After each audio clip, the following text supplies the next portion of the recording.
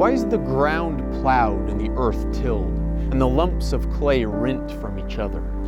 The ground cannot understand why it's being broken into pieces, because it has no context to do so.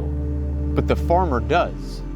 The farmer does it not because he hates the ground, but because he greatly values the ground and greatly looks forward to the crop that he will reap from it. But just as the ground has no context to understand why it's being broken in pieces, so God's people often have little context to understand why God allows trials and tribulations to come into their life. The soil isn't broken into pieces to bear less fruit, but much more fruit. That's the whole point. The Bible says to count it all joy when you fall into various trials, for the testing of your faith produces patience. The testing of your faith produces patience. But let this patience have its perfect work, that you might become perfect and complete, lacking nothing. We are to let this patience have its perfect work, that we might be perfect and complete, lacking nothing. When the sower sows seed, it's up to us to ensure that that seed does not fall by the wayside, where it is eaten by birds, or on shallow soil where it cannot take root, or among thorns where it will be choked and not bear fruit. It's up to us to make sure that that seed lands on fertile soil and grows up and bears much fruit, some 100, some 60, some 30. And the farmer greatly desires to see the fruit that will be produced from the field that he has worked so hard preparing.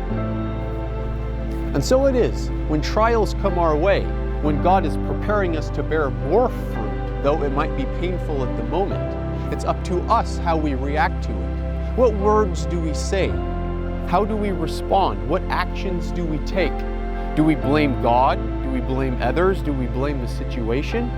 Or do we rejoice in the much more abundant crop that God is going to get from our lives because of our faithfulness and the testing of our faith, which makes us perfect and complete, lacking nothing? We are the ground for God's food, and He greatly desires what might come up. Let us grow Him good fruit, that He might take joy in it.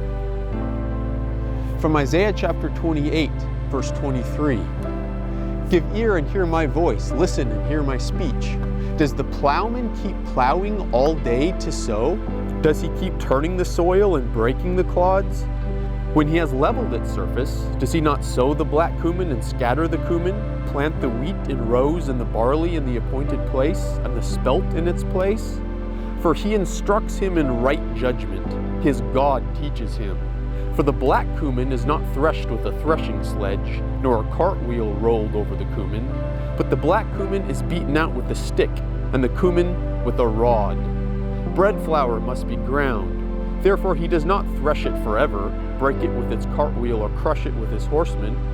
This also comes from the Lord of hosts, who is wonderful in counsel and excellent in guidance. For those of you who support and partner with this ministry, may the Lord bless you abundantly, and may He increase the fruits of your righteousness.